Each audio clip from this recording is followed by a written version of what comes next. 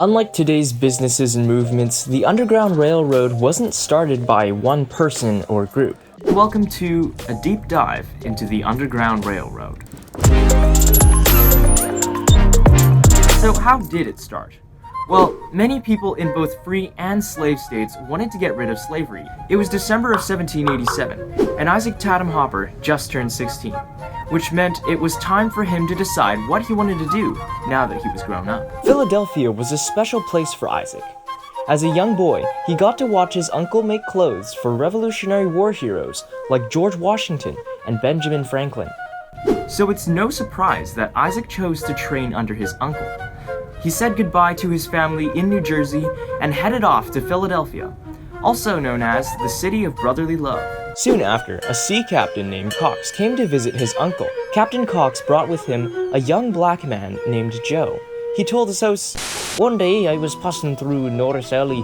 When I met Joe, I said to him, 'You're a runaway slave. Come with me to my house.' But Joe said, 'Oh, Captain Cox, I'm glad to see an old friend. I've been sent from Bermuda to New York on a ship. I got permission to go a few miles into the country to see my sister. But while I was gone, the ship sailed away. Later I found that my master left instructions for me to take the first ship home to Bermuda.' 'That's quite alright,' I told Joe. 'There's a ship in port right now that'll sail in a few days.' Then I told Joe, 'You'd better stay with me at Mr. Tatum's house while I ask around about your ship.' That night, Isaac found out that Joe actually was a runaway slave. Joe had ran into Captain Cox by accident, and now he was going to be sent back to his master. Isaac set out to find some way to help Joe, but it wouldn't be easy. Isaac had only been in Philadelphia for a short time and knew very few people. He finally told a trustworthy neighbor of his problem. The neighbor told Isaac, "There's a Quaker by the name of John Stapler who lives in Bucks County.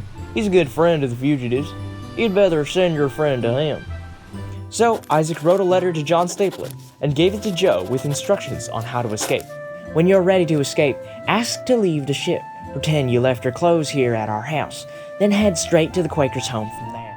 While Isaac and Joe were discussing their plan, Captain Cox returned with news. "Joe, I've secured passage for you to Bermuda. You best head to the ship right now." Isaac said his goodbyes, and later he learned that Joe had made it safely to the Quaker's house the next day. As for Isaac, this was only the beginning of a lifelong career in helping those oppressed by slavery, and he was just one of many examples of how the Underground Railroad got started.